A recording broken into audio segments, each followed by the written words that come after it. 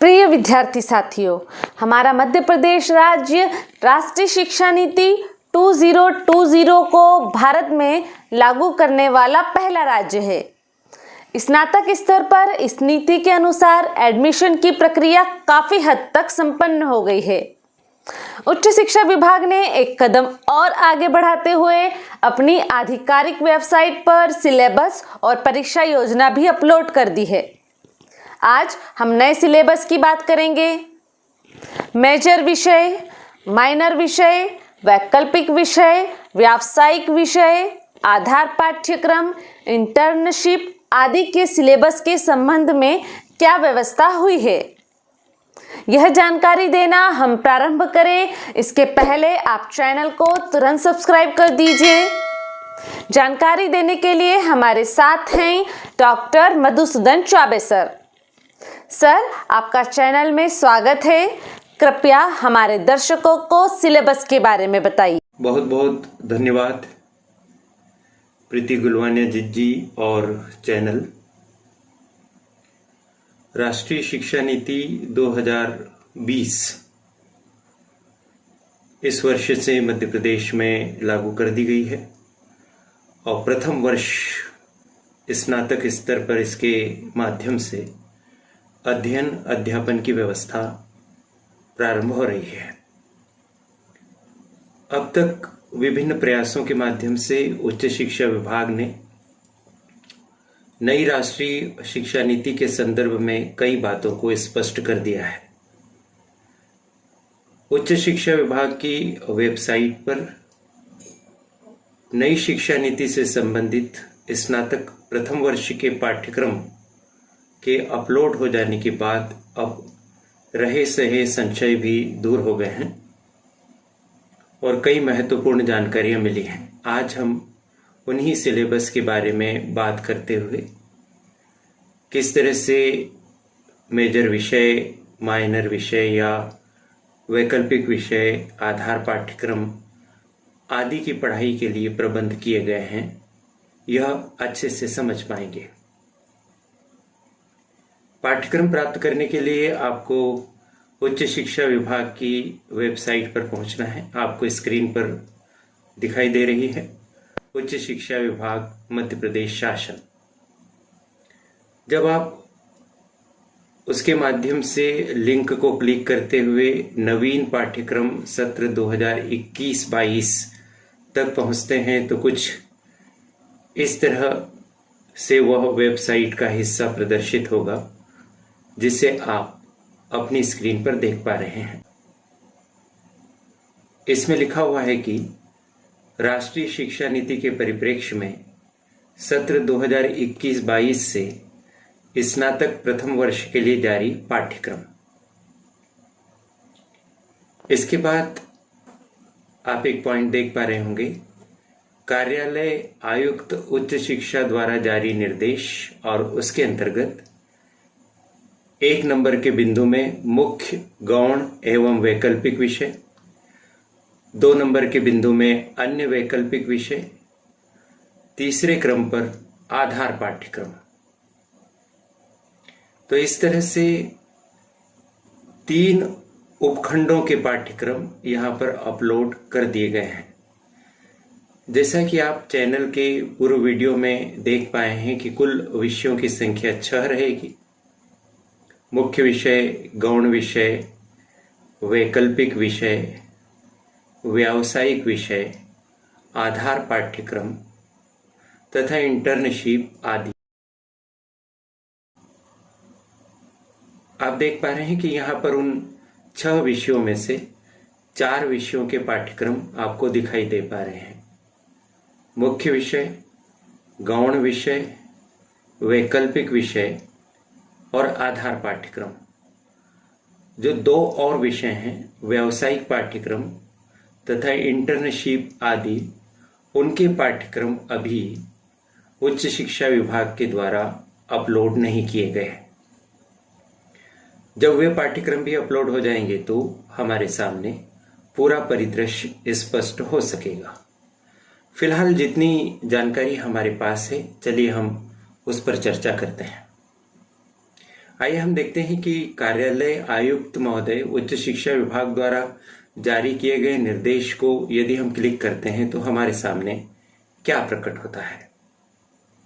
हमारे सामने आप देख रहे हैं कि 2 पृष्ठों की यह जानकारी दिखाई दे रही है, जिसमें से एक पृष्ठ पे विवरण है और दूसरे पृष्ठ पर प्रतिलिपि है। यह विवरण जिन सज्जनों को, जिन संस्थाओं को भेजे गए उनका उल्लेख है।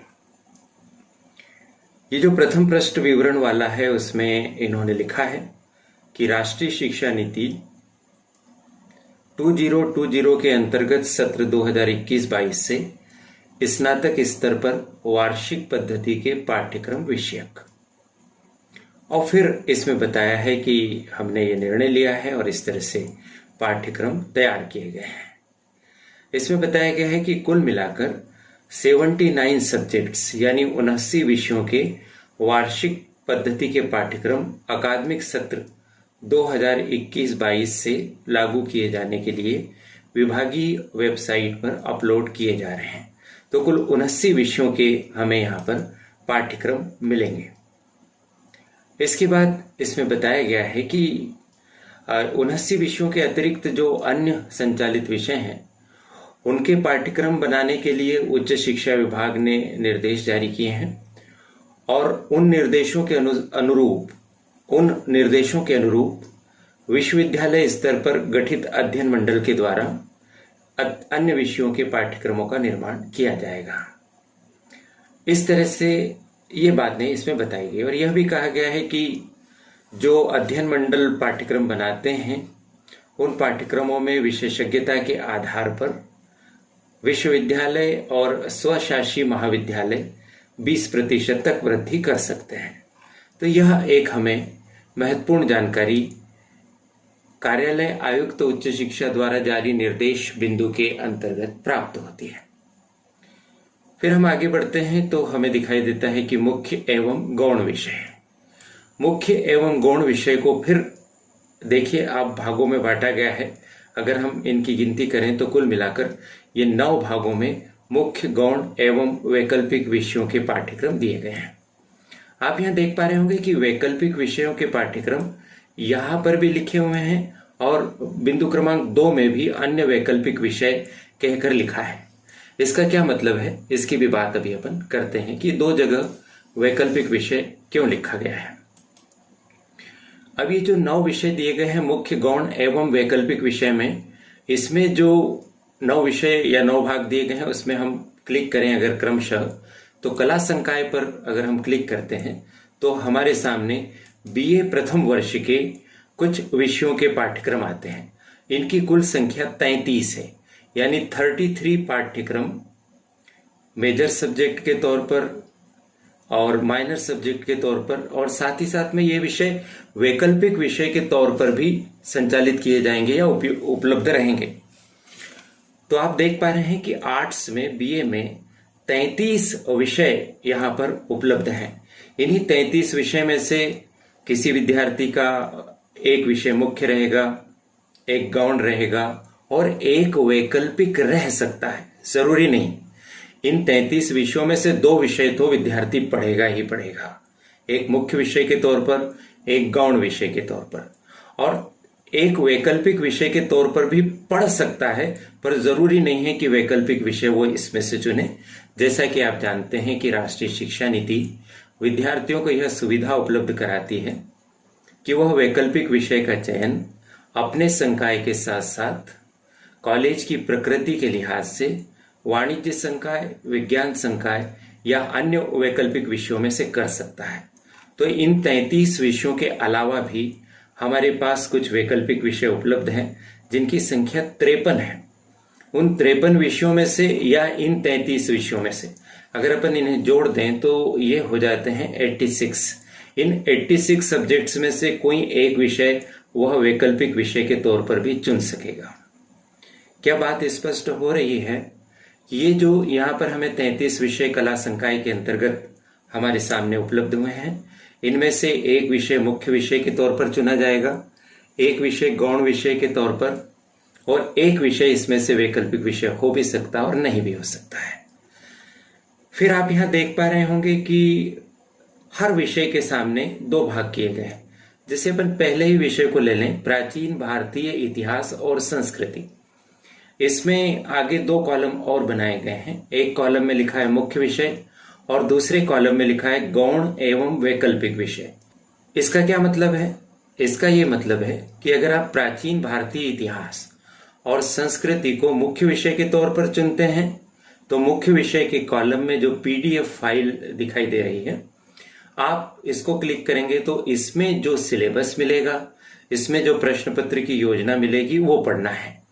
अगर आपने प्राचीन भारतीय इतिहास और संस्कृति को या तो गौण विषय के तौर पर या वैकल्पिक विषय के तौर पर चुना है तो आपको ये बाद वाले आखिरी वाला कॉलम, इसमें जो पीडीएफ दी हुई है, इसमें आपको इसको क्लिक करना है और इसमें जो सिलेबस और पाठ्य योजना उपलब्ध रहेगी वो आपको पढ़ना है।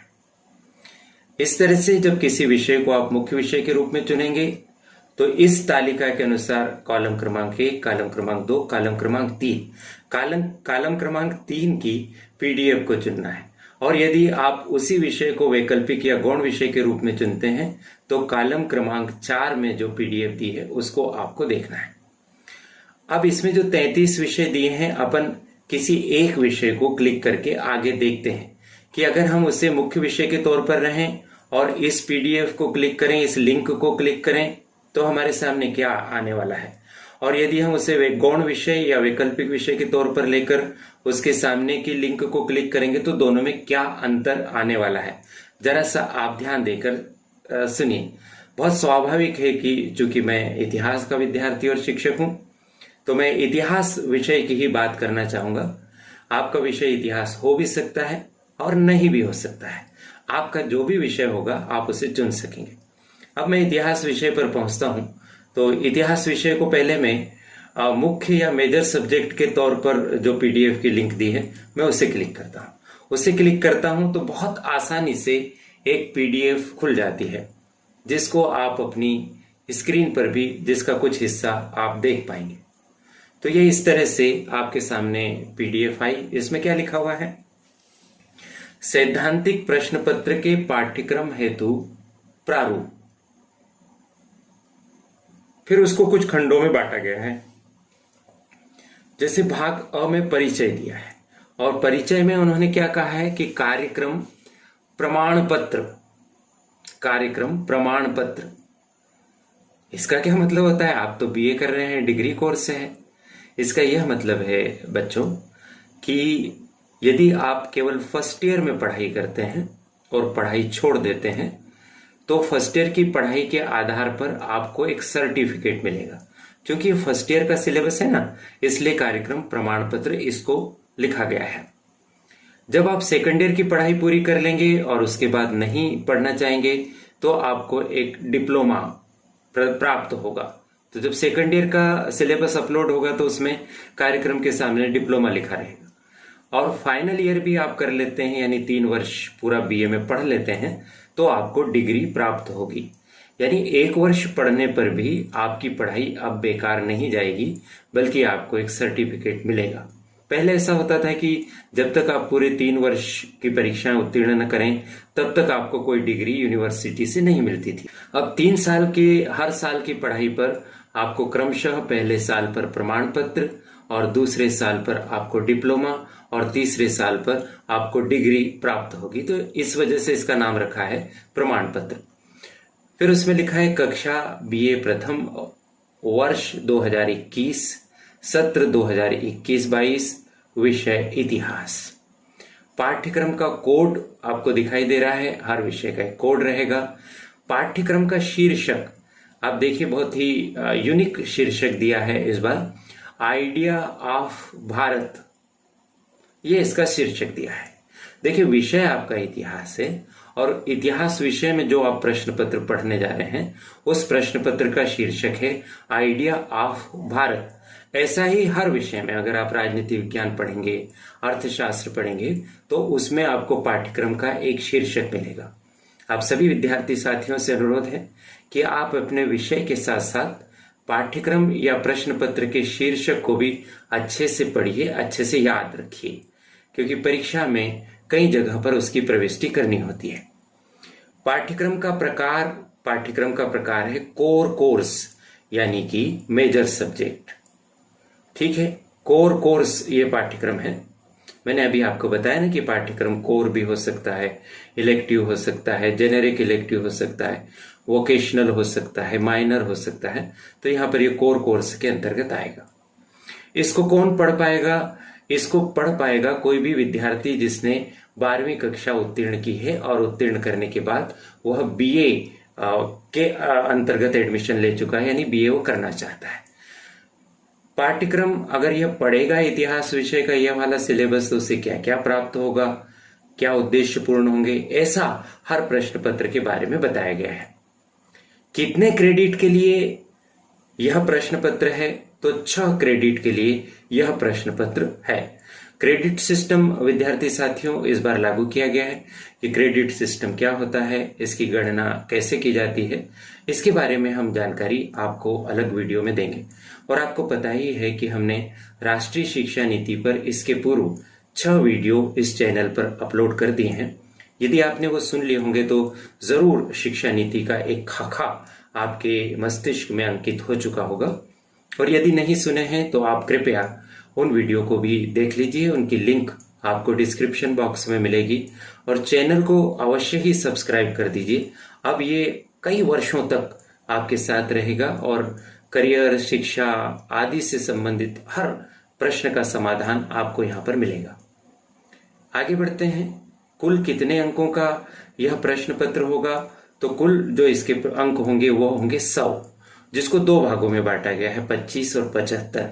उसको अपन देखेंगे कि 25 अंक के लिए क्या व्यवस्था है और 75 अंक के लिए क्या व्यवस्था है। ये 100 अंक में से आपको उत्तीर्ण होने के लिए कितने अंक लाना होगा? तो 33 अंक अगर आप ले आते हैं तो उत्तीर्ण हो जाएंगे। लेकिन आपका लक्ष्य होना चाहिए कि आप 100 में से अधिकतम अंक 90, 95 ऐसे अंक लाने की कोशिश करें। उसके बाद भाग ब, जैसे भाग अ था परिचय, अब भाग ब पाठ्यक्रम की विषय वस्तु। पाठ्यक्रम की विषय वस्तु में आप देखेंगे कि पहले लिखा है व्याख्यान की कुल संख्या, ट्यूटोरियल, प्रायोगिक और प्रति सप्ताह कितने घंटे होंगे। यह भी इसमें बताया है कि 3 घंटे प्रति सप्ताह कम से कम यह प्रश्न पत्र पढ़ाया जाए, 3 घंटे प्रति सप्ताह। और व्याख्यानों की संख्या को इकाईवार बांटा है। ये पूरा सिलेबस अगर आप देख पा रहे होंगे तो 5 इकाइयों में बांटा है। मैं यहाँ पर केवल इतिहास का पाठ्यक्रम प्रदर्शित कर रहा हूँ। आप अपने द्वारा चुने गए विषय का पाठ्यक्रम बहुत आसानी से आप देख पाएंगे। यह जो हायर एजुकेशन या उच्च शिक्षा विभाग की वेबसाइट पर पहुंचने वाली बात है, तो हम सीधे ही आपको लिंक प्रोवाइड कर देंगे। आप उस लिंक के माध्यम से सीधे यहाँ पर पहुंच जाएंगे, तो इस बात की चिंता मत कीजिए। अब आप देख पा रहे हैं कि इस पाठ्यक्रम को प्रथम, द्वितीय, तृतीय, चतुर्थ और पंचम 5 इकाइयों में बांटा गया है। प्रत्येक इकाई में कुछ बिंदु पढ़ाने के लिए तय किए गए हैं। साथ ही व्याख्यान की संख्या प्रत्येक इकाई के लिए 18 व्याख्यान होने, यानी 90 व्याख्यान इसमें आपके लिए होंगे। और प्रत्येक व्याख्यान पाठ्यक्रम में जो सूचना है उसके हिसाब से 1 घंटे का होना चाहिए। तो इस तरह से यह आपके सामने इकाई दिखाई दे रही है यहाँ पर। फिर भाग स में अगर अपन पहुंचेंगे, बहुत ही व्यवस्थित ढंग से पाठ्यक्रम बनाया गया है। भाग स में अपन पहुंचते हैं तो अनुशंसित अध्ययन संसाधन दिए हैं और क्या क्या आपको पढ़ना चाहिए इस पाठ्यक्रम को पूरा करने के लिए, इस पर कमांड करने के लिए।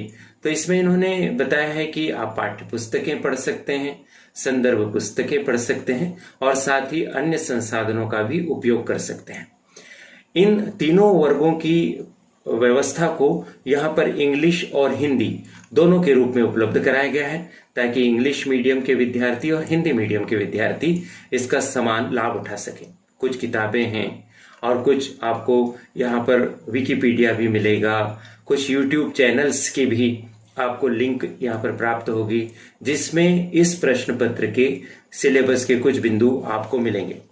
विद्यार्थी साथियों, इस समय YouTube हमारे लिए बहुत ही बड़ा स्रोत है, जिस पर हम सब तरह की जानकारी प्राप्त कर सकते हैं। बस हमें चुनते हुए आना चाहिए। YouTube के इस अथाह खजाने में एक भाग हमारा भी मिल सके, इसलिए हम दिन रात परिश्रम करते हुए इस चैनल को बनाने के बाद पोषित करने की कोशिश कर रहे हैं। यदि आप इसे अधिक से अधिक देखेंगे तो हमारी मेहनत सार्थक होगी, साकार होगी। आप इन वीडियोस को अपने ग्रुप्स में अपने साथियों के साथ जिन्हें इनकी जरूरत हो आप पहुंचाते रहेंगे तो YouTube बनाने वाली इस टीम को बहुत हौसला प्राप्त होगा। तो अपन ने देखा कि भाग अ में सामान्य परिचय था, भाग ब में पाठ्यक्रम था, भाग स में अनुशंसित अध्ययन सामग्री थी और भाग द और है। भाग द में आकलन एवं मूल्यांकन के संबंध में व्यवस्था है। यानी जब आप इसको पढ़ेंगे तो आपका मूल्यांकन कैसे होगा, परीक्षा कैसे होगी, अंक कैसे मिलेंगे। यहां पर आप देखिए कि अनुशंसित सतत मूल्यांकन विधियां हैं और कौन कौन सी होगी उसकी भी बात करेंगे। अधिकतम अंक 100 हैं और इन अधिकतम अंकों में से 25 अंक सतत व्यापक मूल्यांकन या CCE के लिए है और 75 अंक विश्वविद्यालयीन परीक्षा के लिए है। इंग्लिश में आप इसके लिए आप शब्द संक्षेप देख रहे होंगे CCE, तो उसका मतलब होता है कंटिन्यूस एंड कॉम्प्रिहेंसिव इवेल्युएशन, और विश्वविद्यालयीन परीक्षा के ब्रैकेट में आप शब्द संक्षेप देख रहे होंगे UE, इसका मतलब होता है यूनिवर्सिटी एग्जामिनेशन।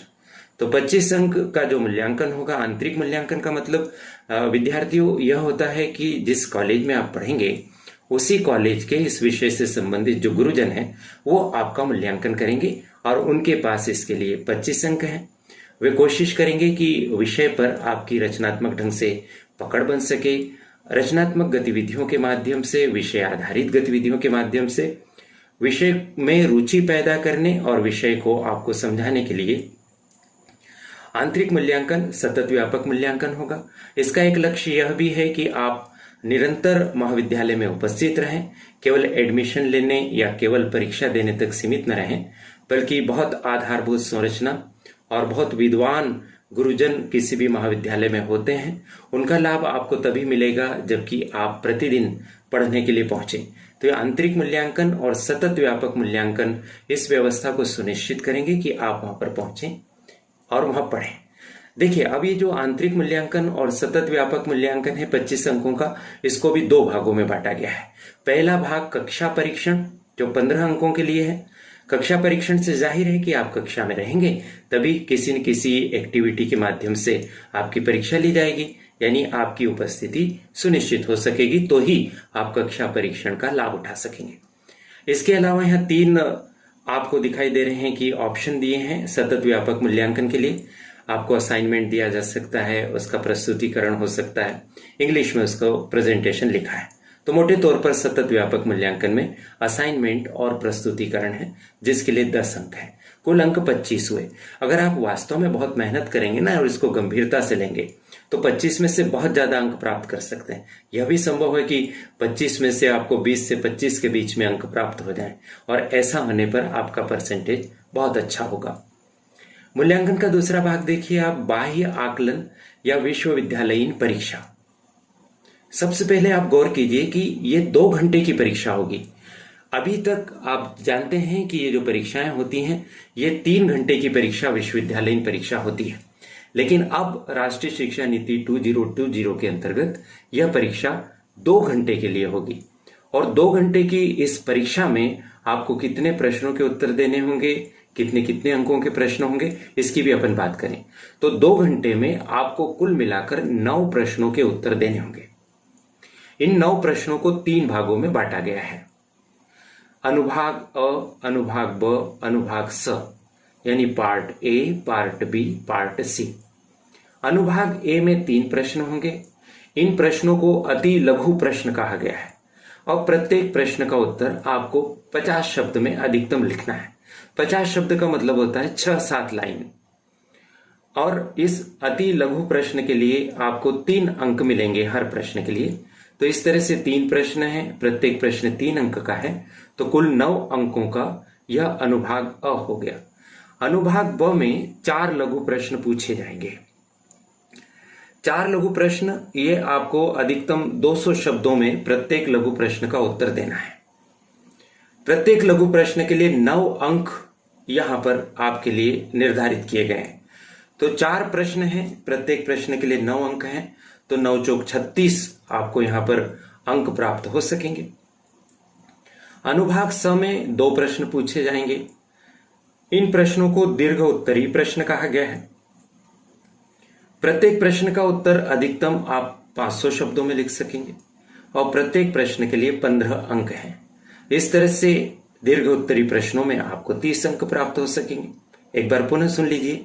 3 अति लघु प्रश्न, प्रत्येक प्रश्न का उत्तर 50 शब्द में देना है। 4 लघु प्रश्न, प्रत्येक प्रश्न का उत्तर अधिकतम 200 शब्दों में देना है। और 2 दीर्घ उत्तरीय प्रश्न, प्रत्येक प्रश्न का उत्तर अधिकतम 500 शब्दों में आपको देना है। ये जो विभाजन किया गया है ये प्रतियोगी परीक्षाओं की दृष्टि से बहुत महत्वपूर्ण है, खास करके पीएससी और यूपीएससी। आप जानते हैं कि पीएससी मुख्य परीक्षा में जो सामान्य अध्ययन के प्रश्न पत्र होते हैं उसमें भी अति लघु उत्तरीय प्रश्न, लघु उत्तरीय प्रश्न और दीर्घ उत्तरीय प्रश्न पूछे जाते हैं। वहां पर शब्द सीमा थोड़ी अलग है। जैसे अति लघु उत्तरीय प्रश्न आपको 10 शब्दों में पीएससी में लिखना है, लघु उत्तरीय प्रश्न 50 शब्दों में लिखना है और दीर्घ उत्तरीय प्रश्न 200 शब्दों में लिखना है। यहाँ पर इनकी शब्द सीमा अति लघु उत्तरीय प्रश्न में 50 शब्द, लघु उत्तरीय प्रश्न में 200 शब्द और दीर्घ उत्तरीय प्रश्न में 500 शब्द निर्धारित की गई। यह हो गया आपका प्रथम प्रश्न पत्र। जो मुख्य विषय आपने रखा है मेजर सब्जेक्ट, उसमें आपको 2 प्रश्न पत्र देना है, तो उसमें ये प्रथम प्रश्न पत्र का आपके सामने पाठ्यक्रम था। इसी तरह से प्रथम प्रश्न पत्र का पाठ्यक्रम इंग्लिश में भी उपलब्ध है, जिसको आप देख पा रहे हैं। फिर उसके बाद आपका द्वितीय प्रश्न पत्र यहाँ पर प्रारंभ हुआ है। अब द्वितीय प्रश्न पत्र में विषय इतिहास ही है और प्रश्न पत्र का कोड आपको दिखाई दे रहा है। पाठ्यक्रम का शीर्षक अगर आप देखेंगे तो इसमें लिखा है प्राचीन भारत का इतिहास प्रारंभ से 1205 ईस्वी, प्रारंभ से 1205 ईस्वी तक का प्राचीन भारत का इतिहास आपको मेजर सब्जेक्ट में सेकंड पेपर के तौर पर आपको पढ़ना है। शीर्षक में अंतर आप देख पा रहे होंगे कि यहाँ प्राचीन भारत का इतिहास दिया है और जो फर्स्ट पेपर आपने देखा था वहां पर था आइडिया ऑफ भारत। इसमें भी बिल्कुल उसी तरह से सारी परीक्षा योजना दी गई है, समान है बिल्कुल। यूनिट में पाठ्यक्रम को बांटा गया है, अध्ययन सामग्री दी गई है, इसमें भी परीक्षा योजना दी गई है और परीक्षा योजना बिल्कुल समान है। इस तरह से आप देखेंगे कि प्रत्येक मुख्य विषय में जब आप उसको क्लिक करेंगे तो वहां पर आपको 2 प्रश्न पत्र मिलेंगे। इससे स्पष्ट हो जाता है कि जो सब्जेक्ट आपने मेजर सब्जेक्ट के तौर पर चुना है उसमें आपको 2 प्रश्न पत्र पढ़ना है। अब अपन पहुंचते हैं कला संकाय के गौण एवं वैकल्पिक विषयों की तरफ। मेरा ऐसा अनुरोध है कि हम पाठ्यक्रम की इस वीडियो यात्रा को कुछ भागों में अगर आपके सामने प्रस्तुत करेंगे तो ज्यादा बेहतर होगा, क्योंकि इसमें आपको समझाने के लिए बहुत सारी बातें हैं और इसमें वीडियो फिर बहुत बड़े हो जाएंगे तो आपको देखने में भी शायद असुविधा होगी। तो आज हम केवल कला संकाय के मुख्य विषय तथा गौण एवं वैकल्पिक विषय जो यहाँ पर प्रदर्शित हो रहे हैं उसकी अपन बात करेंगे। अन्य वैकल्पिक विषय और अन्य संकायों के विषयों की बात अपन अगले वीडियो में करेंगे।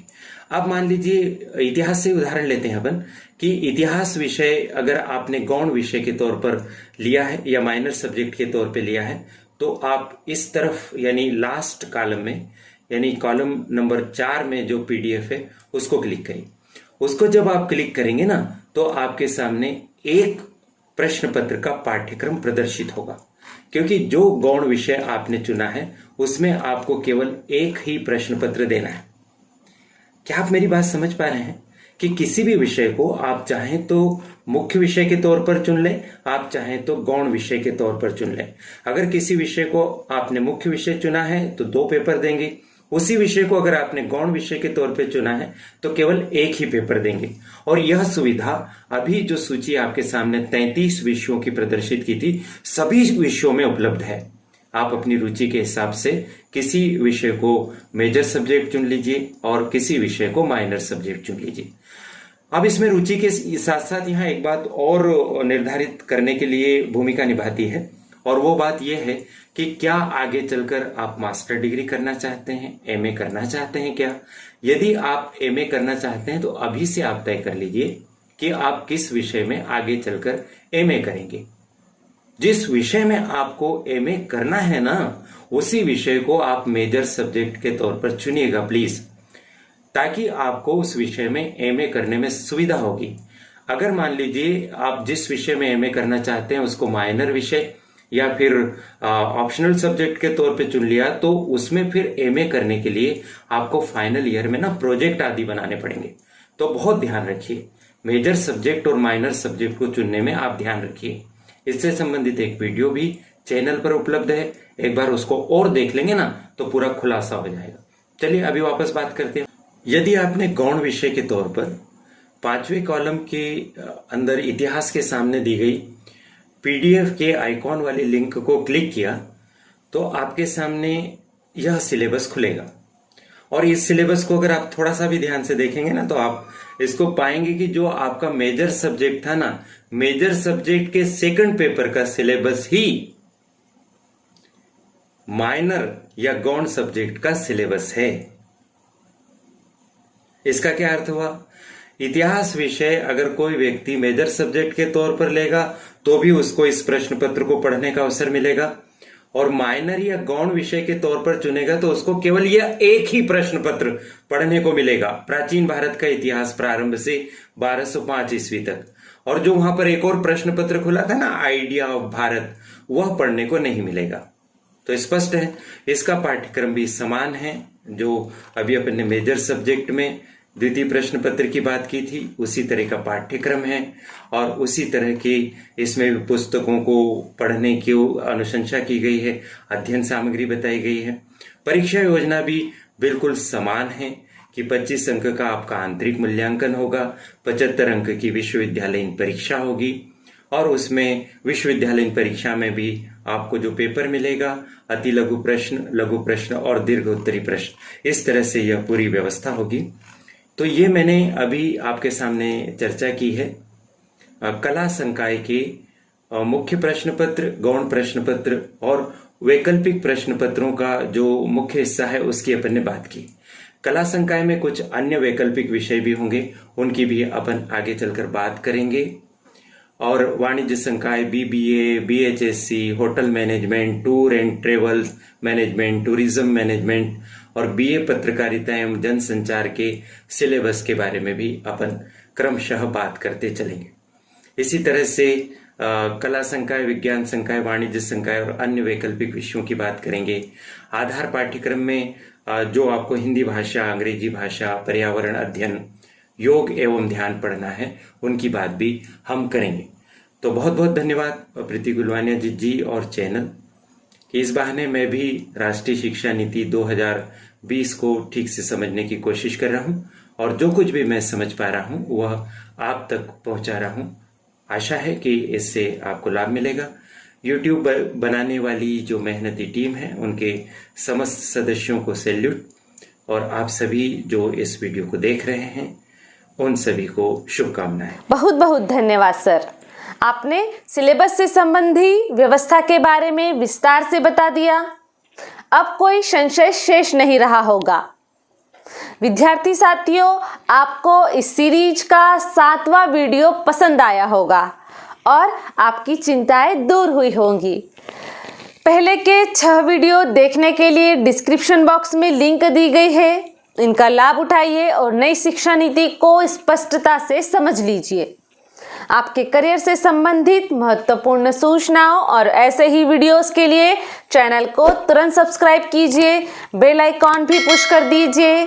हमारी मेहनत बनेगी आपकी सफलता का आधार। Best of luck.